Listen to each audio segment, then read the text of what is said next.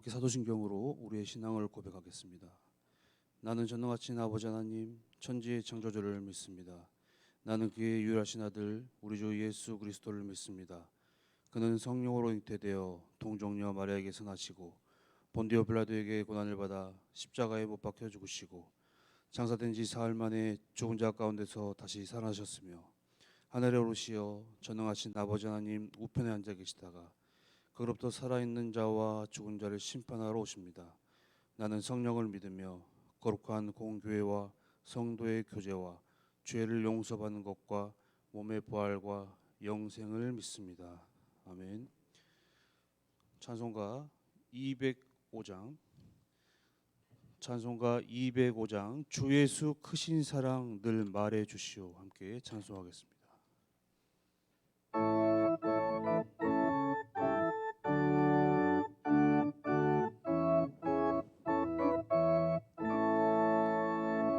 주 예수 크신 사랑 늘 말해 주시오. 나 항상 듣던 말씀 또 들려주시오. 저 배지 않는 천국 주 예수 계신 곳 나 밝히 알아듣게 또 들려주시오. 나 항상 듣던 말씀 주 예수 크신 사랑 또 들려주시오. 아침에 있을 방울 쉬 사라짐같이 내 기억 부족하여 늘 잊기 쉬우니 잘 알아듣기 쉽게 늘 말해 주시오. 날 구속하신 사랑 또 들려주시오. 나 항상 듣던 말씀 주 예수 크신 사랑 또 들려주시오. 주 예수 나를 위해 이 세상 오셔서 날 구속하시는 은혜 말하여 주시오. 나 같은 사람 위에 주 보혈 흘렸네. 이 복스러운 말씀 또 들려주시오. 나 항상 듣던 말씀 주 예수 크신 사랑 또 들려주시오.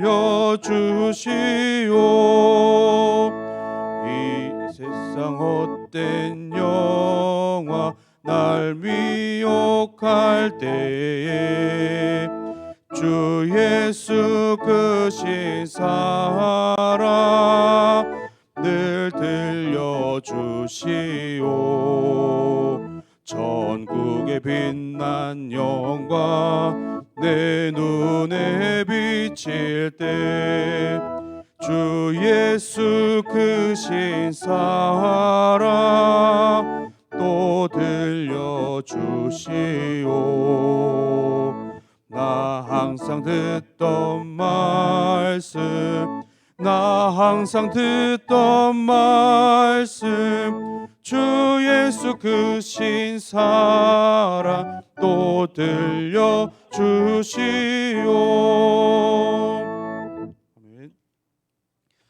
오늘 아침 하나님께서 우리에게 주신 말씀은 열왕기상의 말씀입니다. 열왕기상 12장 6절부터 11절까지의 말씀을 함께 보시겠습니다. 제 성경 구약 성경 534페이지에 있는 열왕기상 12장 6절부터 11절까지의 말씀, 열왕기상 12장 6절부터 11절까지의 말씀을 교독하시겠습니다. 르호보암 왕이 그의 아버지 솔로몬의 생전에 그 앞에 모셨던 노인들과 의논하여 이르되 너희는 어떻게 충고하여 이 백성에게 대답하게 하겠느냐.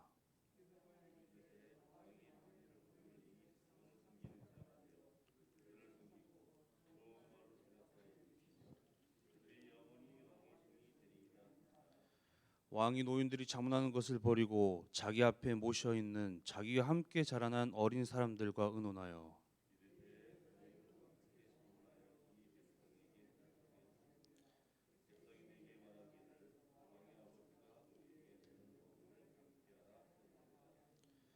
함께 자라난 소년들이 왕께 아뢰어 이르되 이 백성들이 왕께 아뢰기를 왕의 부친이 우리의 멍에를 무겁게 하였으나 왕은 우리를 위하여 가볍게 하라 하였은즉 왕은 대답하기를 내 새끼 손가락이 내 아버지의 허리보다 굵으니 내 아버지께서 너희에게 무거운 멍에를 매게 하였으나 이제 나는 너희의 멍에를 더욱 무겁게 할지라.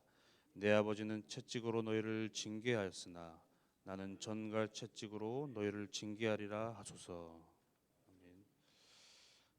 네, 사람이 하나님의 그 사랑과 열심을 끝까지 지키고 살면 얼마나 좋을까요?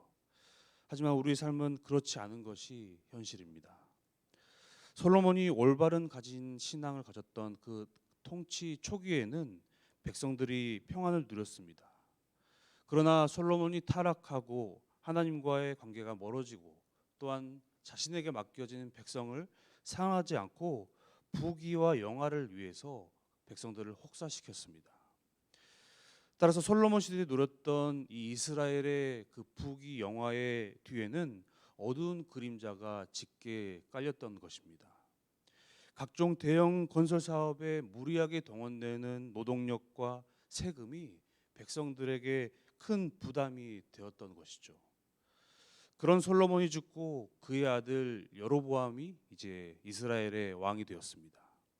이때 에브라임으로 대표되는 이 북쪽 10지파들은 이 에브라임의 중심지인 세겜으로 본문 전인 1절에 보니까 세겜으로 이 르호보암 왕을 부르게 되는데요.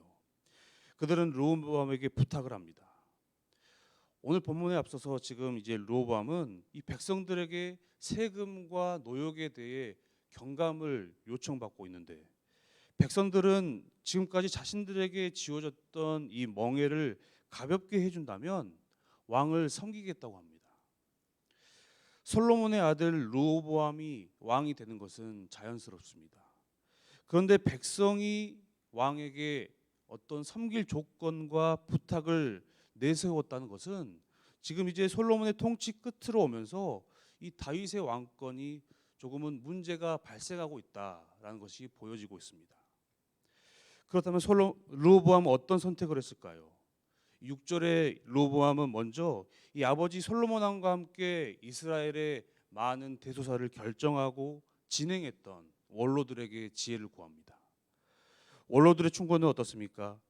왕이 백성을 섬기는 자가 되어서 그들을 섬겨서 좋은 말로 대답하시면 그들이 영원히 왕의 종이 될 것입니다 라고 이렇게 충고합니다. 즉 이 백성들의 요구대로 세금과 그 부역들을 경감시켜 주셔서 우호적인 태도로 그들을 대하셔야 합니다. 하지만 왕으로서 백성과 타협하고 섬겨야 한다는 그러한 사실이 마음에 어떤 스크래치를 주었을까요? 본문 8절 서두에 보면 르호보암은 자문하는 것을 버렸다고 합니다. 바로 르호보암 안에는 자신에게 주어진 이 권력을 마음대로 휘두르고자 하는 오만한 욕구가 잠재되어 있었다는 것이죠. 내가 다윗 왕의 손자이고 내 아버지가 솔로몬이었고 내가 이제 왕이 되었는데 섬기라고, 이런 마음이 르호보암의 심기를 건드렸던 것입니다. 그리고 원래 그가 가지고 있었던 그 고집에 대해서 호응하는 답변이 주어지기를 원했었던 것이죠. 따라서 르호보암은 다른 곳으로 이제 자문을 구하러 가는데, 그들은 바로 자신과 함께 자랐고 어리고 젊은 그런 사람들이었습니다. 8절에 자기 앞에 모셔 있는이라는 표현은 지금 이 그 젊은 사람들이 세대 교체가 되어서 이제 르호보암 곁에서 국정에 참여하는 위치에 있었다라는 것을 보여줍니다. 르호보암 왕족으로서 굉장히 부유한 환경에서 자랐을 것입니다. 따라서 젊은 사람들 역시 르호보암과 같이 부유한 환경 속에서만 자랐기 때문에 경험이 많지 않고 백성들의 그 고충과 어려움을 얼마나 잘 알았겠습니까? 그래서 백성들의 입장이 아니라 통치자의 입장에서, 왕의 입장에서 지금 르호보암에게 조언하는 것이죠. 10절 말미에 내 손가락이 아버지의 허리보다 굵으니라고 합니다. 우리에게 있어서 허리는 힘의 근원이라고 여겨집니다. 또한 새끼손가락은 신체 가운데서 적고 연약한 곳 중 한 곳이죠. 즉 이 말은 르호보암이 그의 아버지 솔로몬보다 능력이 훨씬 더 많다라고 치켜 세우는 표현입니다. 젊은 사람들이 지금 르호보암을 아첨함으로써 이 르호보암 안에 있는 교만함과 오만함을 더욱더 부추기고 있는 것입니다. 그리고 11절에 더하여서 선왕인 솔로몬보다 더 무거운 멍에를 백성들에게 지게 하소서.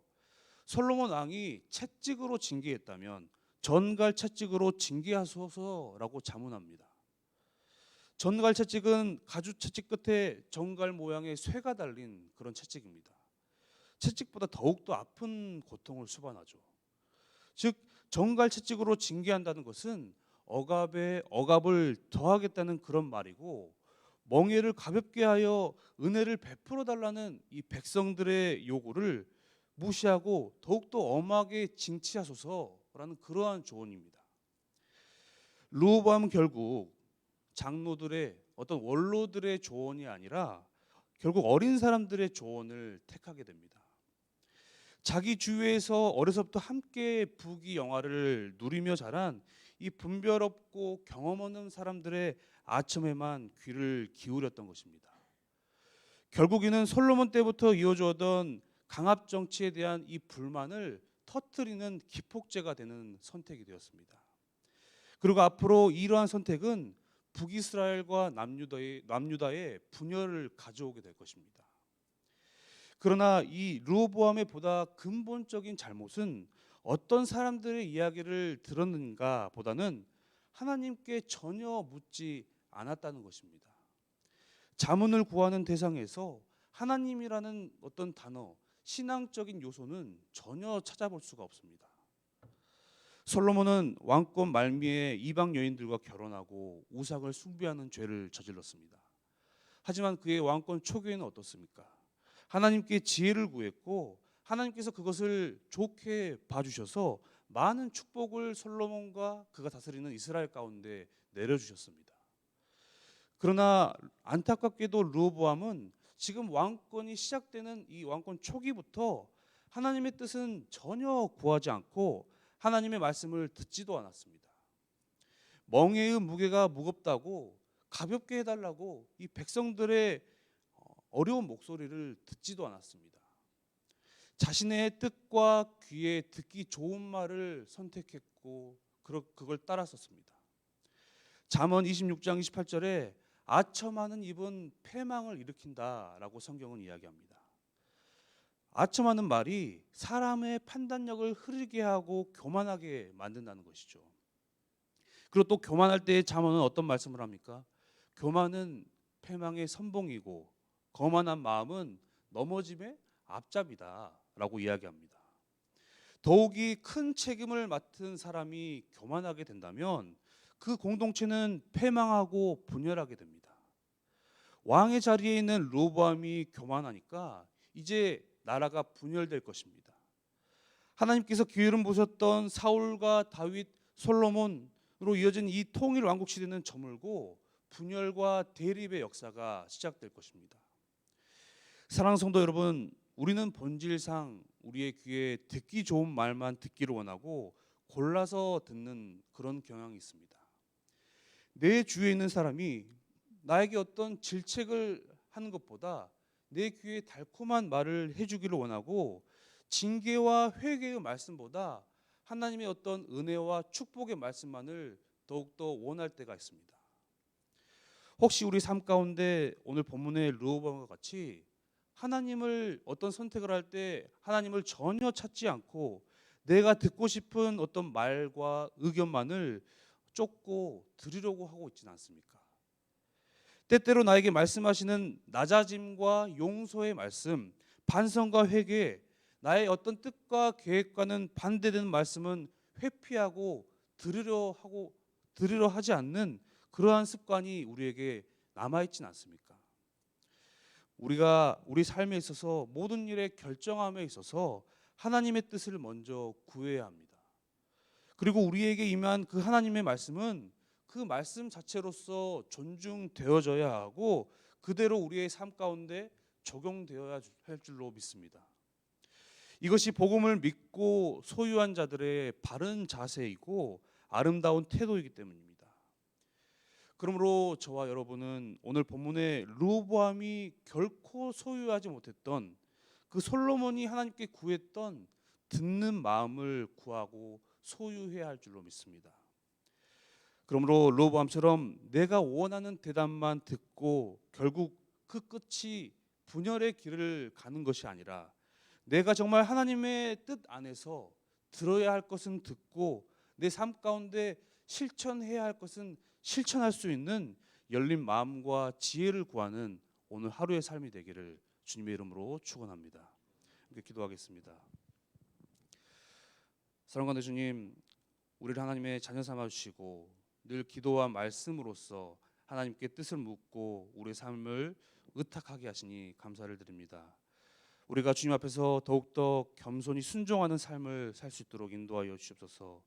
나를 둘러싸고 있는 많은 목소리 가운데 내가 원하는 것을 취사 선택해서 삶을 살아가는 것이 아니라 하나님의 뜻과 그 온전하신 음성을 분별할 수 있는 솔로몬이 간절히 구했던 그 듣는 마음을 우리에게 허락하셔서 우리의 삶이 하나님께서 보시기에 아름답고 합당한 그러한 선택들로 가득 채워질 수 있도록 인도하여 주시옵소서. 감사드리며 예수님의 이름으로 기도합니다. 아멘.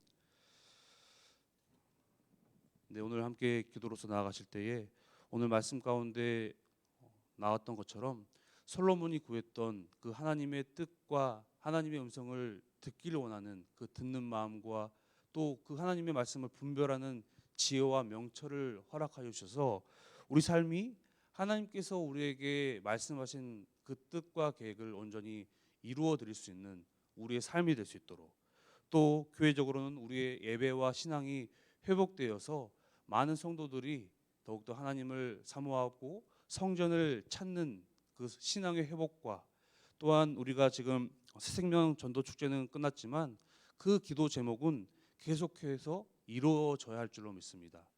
그래서 마음 가운데 주신 그 영혼을 계속해서 사모하는, 사랑하고 하나님께로 한 영혼을 전도하는 그 마음을 계속해서 기도로서 나가고 각자의 기도의 제목으로 기도하시다가 돌아가시겠습니다. 함께 기도하겠습니다.